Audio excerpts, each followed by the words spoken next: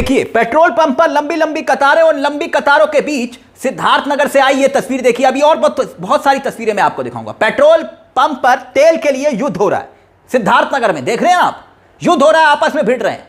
अब मैं आपको दिखाता हूं मेरठ की क्रांति। मेरठ की क्रांति वो वाली नहीं, लंबी लाइन में खड़े ग्राहक एलपीजी के लिए पूछते हैं एजेंसी मालिक से कि भाई कब मिलेगा, और फिर उसके बाद एजेंसी कर्मी इकट्ठे होकर मेरठ क्रांति कर देते हैं, जमकर पीटते हैं उस ग्राहक से, उस गरीब से कि भाई तुमने पूछ कैसे लिया।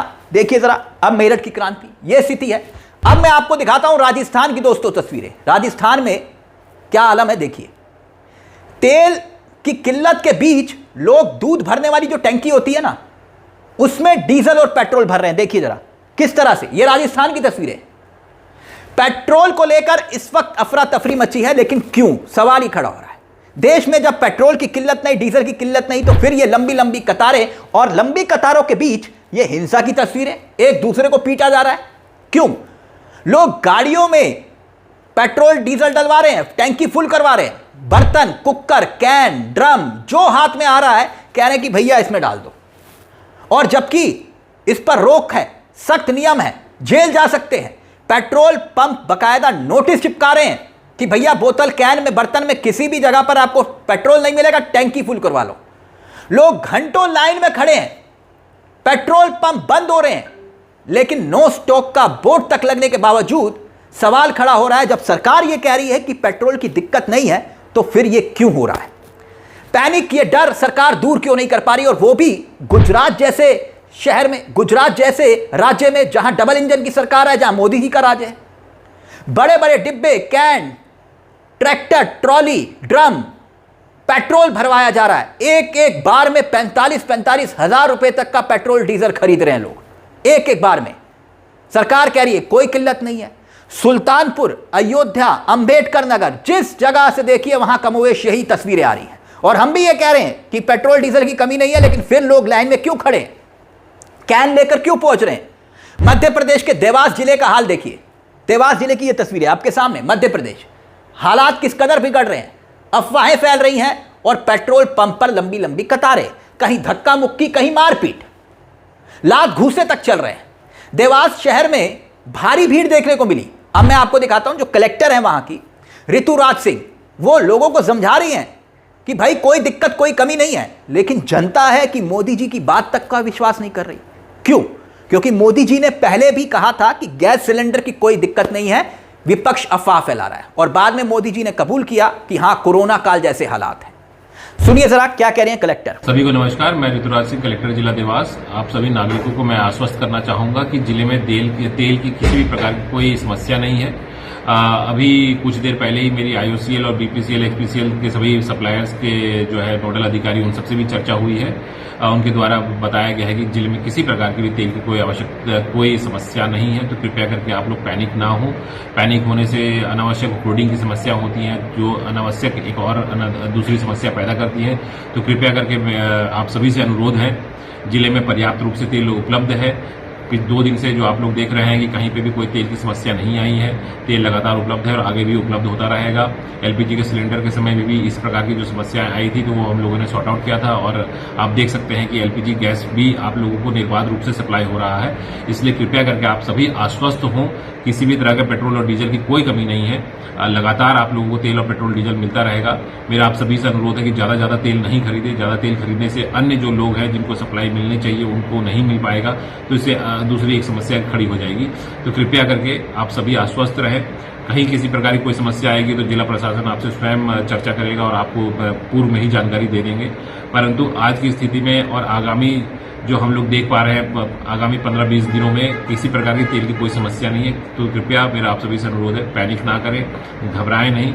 लगातार आप लोगों का जो काम व्यवसायी है, किसी प्रकार कोई प्रभावित नहीं होगा। आप लोग निर्विघ्न रूप से अपना काम करें और तेल और पेट्रोल की बिल्कुल चिंता ना करें। आप सभी को पुनः से बहुत बहुत शुभकामनाएं। यानी ग्रामीण इलाकों में भी पेट्रोल पंप की सप्लाई रुकने तक की खबरें आ रही हैं, और इन खबरों के बीच में रात भर लोग पेट्रोल के लिए लाइन में लग रहे हैं, और यहां पर कतार इतनी लंबी है कि पूछिए मत। यानी कल तक एलपीजी को लेकर यह कतार दिखाई दे रही थी और अब पेट्रोल को लेकर। अब मैं जयपुर में राजस्थान महिला कांग्रेस ने जो प्रदर्शन किया उसकी तस्वीरें दिखाना चाहूंगा। ये जयपुर की तस्वीरें हैं, राजस्थान महिला कांग्रेस का प्रदर्शन, जहां पर बीजेपी ऑफिस का घेराव करने के लिए महिलाएं निकलती हैं। बीच में रास्ते में पुलिस रोकती है, प्रदर्शनकारी नारे लगाते हैं और सांकेतिक रूप से चूल्हा जलाकर अपनी नाराजगी का इजहार करते हैं। हाथ में तख्तियां हैं। यहां तो छोड़िए, दिल्ली तक में संसद के बाहर नारे लग रहे हैं।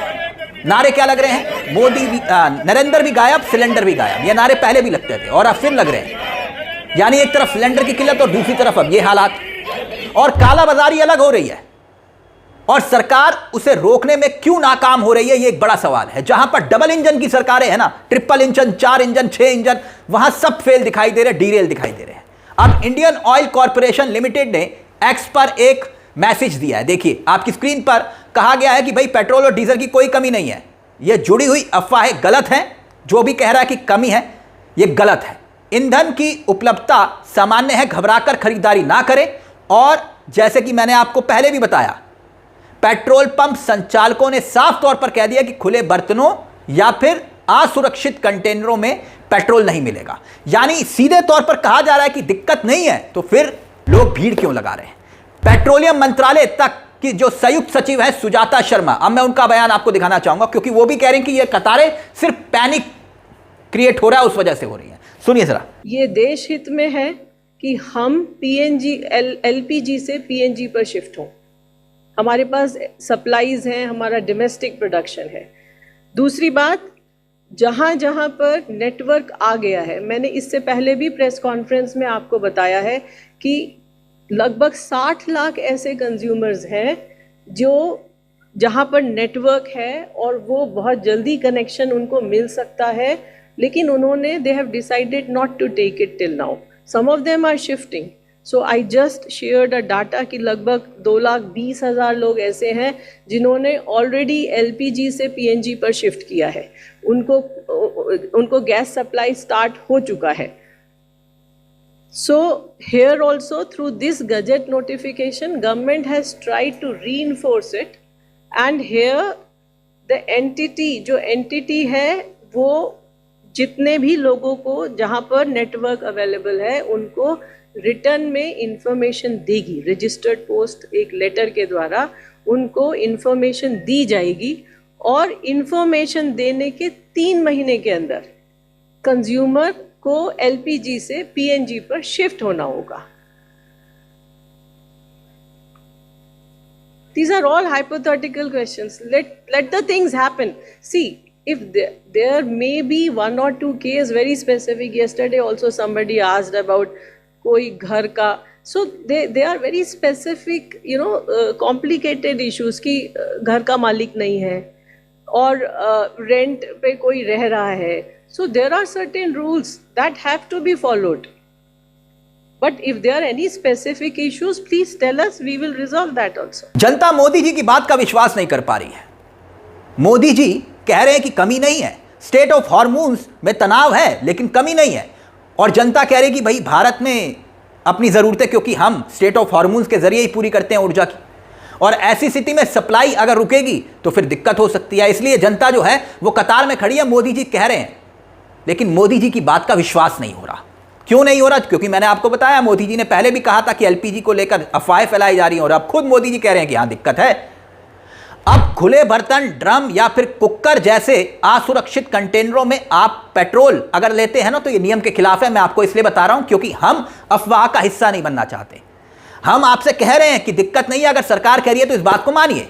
लेकिन सवाल यह है कि जनता मान क्यों नहीं रही. पेट्रोलियम एक्ट 1934, पेट्रोलियम रूल्स 2002, सुरक्षा मानक यह कहते हैं कि अगर आपने इस तरह से पेट्रोल डीजल लिया तो जुर्माना होगा वो अलग और आपको सजा होगी वो अलग. 3 साल तक की सजा का प्रावधान है.